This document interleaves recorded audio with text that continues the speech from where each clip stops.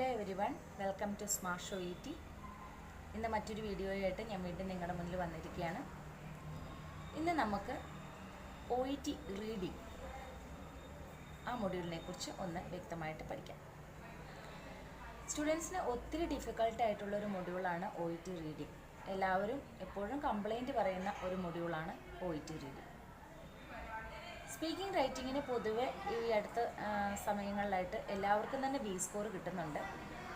അത് മെറ്റീരിയൽ എളുപ്പമായത് മാത്രമല്ല, നമ്മൾ ഡെയിലി പ്രാക്ടീസ് സ്പീക്കിംഗ് റൈറ്റിങ്ങിൽ ഇൻഡിവിജ്വൽ ട്രെയിനറായാലും ഇൻസ്റ്റിറ്റ്യൂട്ടിൽ പോയി ആണെങ്കിലും നമുക്ക് അതിനൊരു കറക്ഷൻസ്, നമുക്കതിനുള്ള ടൈം കിട്ടുന്നുണ്ട്. അതുകൊണ്ടാണ് നമുക്ക് സ്പീക്കിംഗ് റൈറ്റിങ്ങിന് പൊതുവെ ഇപ്പോൾ B ഗ്രേഡ് കിട്ടുന്നത്. അപ്പോൾ ഇതിൽ നിന്ന് മനസ്സിലായി കാണുമല്ലോ എന്തുകൊണ്ടാണ് റീഡിങ്ങിന് നമ്മൾക്ക് B ഗ്രേഡ് കിട്ടാത്തത്. നമ്മുടെ പ്രാക്ടീസിൻ്റെ കുറവാണ് നമുക്ക് റീഡിങ്ങിന് B സ്കോർ കിട്ടാത്തത്. എങ്ങനെ നന്നായിട്ട് നമുക്ക് റീഡിങ് പ്രാക്ടീസ് ചെയ്യാം? റീഡിങ് എന്നും ചെയ്യാനായിട്ട് ശ്രമിക്കണം. എത്ര സമയമില്ലെങ്കിലും റീഡിങ്ങിൻ്റെ ഒരു മെറ്റീരിയലെങ്കിലും ഒരു ദിവസം നിങ്ങൾ ചെയ്യാനായിട്ട് അറ്റ്ലീസ്റ്റ് ശ്രമിക്കണം. ഡെയിലി ജോലിക്ക് പോകുന്ന കുട്ടികൾ OET പ്രാക്ടീസ് ചെയ്യുമ്പോൾ ഞാൻ അതാണ് പറഞ്ഞു കൊടുക്കുന്നത്. നിങ്ങൾക്ക് എത്ര സമയം കിട്ടിയില്ലെങ്കിലും OETയുടെ റീഡിങ്ങിൻ്റെ A പാർട്ടും B പാർട്ടും അറ്റ്ലീസ്റ്റ് ഒരു മെറ്റീരിയലെങ്കിലും ഒരു ദിവസം ചെയ്യാനായിട്ട് ശ്രമിക്കണം. പിന്നെ നമുക്ക് ഓഫൊക്കെ കിട്ടുന്ന ദിവസങ്ങളിൽ കൂടുതലായിട്ട് നമ്മൾ A പാർട്ട് B പാർട്ട് ഇരുന്ന് ചെയ്യാനായിട്ട് തന്നെ ശ്രമിക്കണം. ഇനി ടൈം കിട്ടുവാണെങ്കിൽ 2 A പാർട്ട് 2 B പാർട്ട് അങ്ങനെ റീഡിങ്ങിൻ്റെ ഡെയിലി ചെയ്യാനായിട്ട് ശ്രമിക്കണം. ഡെയിലി പ്രാക്ടീസ് ചെയ്താൽ മാത്രമാണ് നമ്മൾക്ക് റീഡിങ് നമ്മുടെ എക്സാമിന് ആ ടൈമിലേക്ക് നമുക്ക് സ്കോർ ചെയ്യാനായിട്ട് പറ്റുകയുള്ളൂ. ഇനി ജോലിക്കൊന്നും പോകാത്ത കുട്ടികളാണെങ്കിൽ അവർക്ക് ഒരു 5 മെറ്റീരിയലെങ്കിലും A part B part daily ചെയ്യാനായിട്ട് ശ്രമിക്കുക. ഒത്തിരി സമയമൊന്നും എടുക്കില്ല. ഏറ്റവും കൂടിയാൽ ഒരു A പാർട്ട് B പാർട്ട് ചെയ്യാനായിട്ട് നമുക്കൊരു അരമണിക്കൂറേ എടുക്കുകയുള്ളൂ. അപ്പോൾ 5 A പാർട്ട് B പാർട്ട് ചെയ്യാനായിട്ട് നമുക്ക് എത്ര സമയം എടുക്കും? ഏറ്റവും കൂടിയാൽ നമുക്കൊരു 2.5 മണിക്കൂർ അത്രേ എടുക്കുള്ളൂ. അപ്പോൾ നമ്മൾ ഒരു OETയിലേക്ക് നമ്മൾ ഇറങ്ങി തിരിച്ചാൽ നമ്മുടെ ഒരു എക്സാം കഴിയുന്നിടം വരെ അതിന് വേണ്ടിയിട്ട് മാത്രമായിട്ട് നമ്മൾ കൊടുക്കണം. നേഴ്സിംഗ് പഠിക്കുന്ന സമയത്ത് നമ്മൾ അവിടെ റെഗുലർ കോഴ്സിനാണ് പോയി പഠിക്കുന്നത്. അത് സ്റ്റാർട്ട് ചെയ്താൽ ആ ഒരു നേഴ്സിംഗ് നമ്മൾ കംപ്ലീറ്റ് ആക്കുന്നത് വരെ നമ്മൾ ഡെയിലി കഷ്ടപ്പെട്ടാണ് നമ്മൾ പഠിക്കുന്നത്. അതേ ഒരു എഫേർട്ട് നമ്മൾ OETക്കും കൊടുക്കുക. അപ്പോൾ നമുക്ക് നല്ലൊരു സ്കോർ നമ്മൾക്ക് കരസ്ഥമാക്കാൻ പറ്റും. നമ്മൾ ഉദ്ദേശിക്കുന്ന 350 മാത്രമല്ല, 350ലും എബോവ് നമുക്ക് കിട്ടാൻ സാധിക്കും. ഡെയിലി പ്രാക്ടീസ് വളരെയധികം ഇമ്പോർട്ടൻ്റ് ആണ്. അപ്പോൾ ഡെയിലി ചെയ്യാനായിട്ട് ശ്രമിക്കുക. ഇനി ഒത്തിരി റീഡിങ് പാടുള്ള കുട്ടികളോട് ഞാൻ എപ്പോഴും പറയുന്നത്, അവർക്ക് സമയമില്ലെങ്കിൽ പോലും നിങ്ങൾ റീഡിങ്ങിൻ്റെ A പാർട്ടും B പാർട്ടും ഒരുപാട് ചെയ്യാനായിട്ട് ശ്രമിക്കുക. സ്പീക്കിംഗ് റൈറ്റിംഗ് കുറച്ചും കൂടി ചെയ്ത് കഴിയുമ്പോൾ നമുക്ക് ഈസി ആകുകയാണെങ്കിൽ അതിന് വേണ്ടി കൊടുക്കുന്ന ഒത്തിരി സമയം കൂടെ നമുക്ക് അതിൽ നിന്ന് കുറച്ച് സമയമെടുത്ത് നമ്മൾക്ക് പാടുള്ള വിഷയത്തിന് നമ്മൾ ഇൻവെസ്റ്റ് ചെയ്യാനായിട്ട് ശ്രമിക്കുക.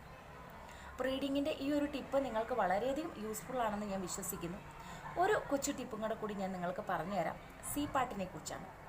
നമ്മൾ വീട്ടിൽ നിന്നും എത്ര പ്രാക്ടീസ് ചെയ്തിട്ട് പോയാലും നമ്മൾ എക്സാം ഹോളിൽ എത്തുമ്പോൾ നമുക്ക് ആ റീഡറുടെ ഒരു റൈറ്ററുടെ ഒരു ഒപ്പീനിയൻ ആൻഡ് അവരുടെ ആ ഒരു സജഷൻസ്, അതൊക്കെ നമ്മുടെ ആ ഒരു C പാർട്ടിൽ തന്നിരിക്കുന്നത് വായിച്ച് മനസ്സിലാക്കാനായിട്ട് പെട്ടെന്ന് നമുക്കൊരു ഡിഫിക്കൽട്ട് ഉണ്ടാകും. അപ്പോൾ അതുകൊണ്ടാണ് ഞാൻ പറഞ്ഞത് കോൺസെൻട്രേറ്റ് ചെയ്യേണ്ടത് A പാർട്ടിലും B പാർട്ടിലുമാണെന്ന്. Aയും Bയും കൂടെ നമുക്കറിയാം 26 ക്വസ്റ്റ്യൻസ് ആണ് ഉള്ളത്. അപ്പോൾ നിങ്ങൾ ഡെയിലി ഇതുപോലെ 3-4 മെറ്റീരിയൽ A B അതിൽ കൂടുതൽ നിങ്ങളുടെ സമയമനുസരിച്ച് നിങ്ങൾ ചെയ്യുകയാണെങ്കിൽ ഉറപ്പായും നമുക്ക് എക്സാമിന് 26 ആൻസേഴ്സും നമ്മൾക്ക് ക്രാക്ക് ചെയ്യാനായിട്ട് ഈസിലി പറ്റും. ഇനി എങ്ങനെയെങ്കിലും 1-2 ആൻസേഴ്സ് കുറഞ്ഞാലും 24 നമ്മൾക്ക് സെക്യൂർ ചെയ്യാൻ പറ്റും. C പാർട്ടിൽ നമുക്കറിയാം 16 ക്വസ്റ്റ്യൻസ് ആണ് മൊത്തമുള്ളത്. അപ്പോൾ ആ 16 ക്വസ്റ്റ്യൻസിൽ നമുക്ക് എങ്ങനെ പോയാലും നമുക്കൊരു 7-8 ലഭിക്കും നമുക്ക്. അപ്പോൾ അതും കൂടി ചേർത്താലും നമുക്ക് 350 കിട്ടാനായിട്ട് വളരെയധികം ഈസിയാണ്. ഇനി C പാർട്ട് നല്ല ഡിഫിക്കൽട്ടായിട്ടുള്ള കുട്ടികൾ ചെയ്യേണ്ട മറ്റൊരു കാര്യം, C പാർട്ടിനകത്തുനിന്ന് നിങ്ങൾ വിഷമമാണെന്ന് ഓർത്തുകൊണ്ട് കംപ്ലീറ്റ്ലി C പാർട്ടിനെ അവോയ്ഡ് ചെയ്യരുത്. അറ്റ്ലീസ്റ്റ് ഒരു 1 or 2 ക്വസ്റ്റ്യൻസ് എങ്കിലും ഡെയിലി C പാർട്ടിനെയും നിങ്ങൾ ചെയ്യാനായിട്ട് ശ്രമിക്കണം. സിയും ബിയും തമ്മിൽ ഒത്തിരി വ്യത്യാസമൊന്നുമില്ല. ഒരു ഓപ്ഷൻ കൂടുതൽ, പിന്നെ പാരഗ്രാഫ് എല്ലാം ഒരുമിച്ച് കൊടുത്തിരിക്കുന്നു എന്നുള്ള ഒരൊറ്റ വ്യത്യാസം മാത്രമേ ഉള്ളൂ. പക്ഷേ നമ്മൾ അതിനെയും കൂടി അതിൽ നമുക്ക് 2 ആൻസേഴ്സ് ഈസിലി നമുക്ക് എലിമിനേറ്റ് ചെയ്യാനായിട്ട് സാധിക്കും. 2 ആൻസേഴ്സാണ്, 2 ഓപ്ഷൻസാണ് നമ്മൾക്ക് എപ്പോഴും ഡൗട്ട് വരിക, ഇതാണോ അതാണോ എന്നുള്ള ഡൗട്ട് വരിക. അതിന് നമ്മൾ കുറച്ച് എലിമിനേഷൻ മെത്തേഡൊക്കെ യൂസ് ചെയ്ത് നമുക്കതും ക്രാക്ക് ചെയ്യാൻ പറ്റും. ഇനി അത്രയും ഡിഫിക്കൽട്ടായിട്ടുള്ള കുട്ടികൾ എയിലും ബിയിലും നന്നായിട്ട് കോൺസെൻട്രേറ്റ് ചെയ്ത് ഈസി ആയിട്ട് നമുക്ക് ബി സ്കോർ ചെയ്യാവുന്നതേ ഉള്ളൂ. അപ്പോൾ ഇന്നത്തെ എൻ്റെ ക്ലാസ് നിങ്ങൾക്ക് യൂസ്ഫുൾ ആണെന്ന് ഞാൻ വിശ്വസിക്കുന്നു. അപ്പോൾ ഈ ഒരു രീതിയിൽ ഒന്ന് റീഡിങ് ഡെയിലി ഒന്ന് ചെയ്ത് നോക്കുക. ഉറപ്പായും നിങ്ങൾക്കതിനകത്ത് ഡിഫറൻസ് കാണാനായിട്ട് സാധിക്കും. ഈ വീഡിയോ നിങ്ങൾക്ക് വളരെയധികം യൂസ്ഫുൾ ആണെന്ന് ഞാൻ വിശ്വസിക്കുന്നു. നിങ്ങൾക്ക് എന്തെങ്കിലും ഡൗട്ട് ഇതിനെക്കുറിച്ച് വരികയാണെങ്കിൽ ഞാൻ ഫോൺ നമ്പർ കൊടുക്കുന്നുണ്ട്. അതിനകത്ത് നിങ്ങൾക്ക് മെസ്സേജ് അയച്ച് ചോദിക്കാവുന്നതാണ്. എനിക്കറിയാവുന്ന രീതിയിൽ നിങ്ങൾക്ക് ഞാൻ പറഞ്ഞു തരാം.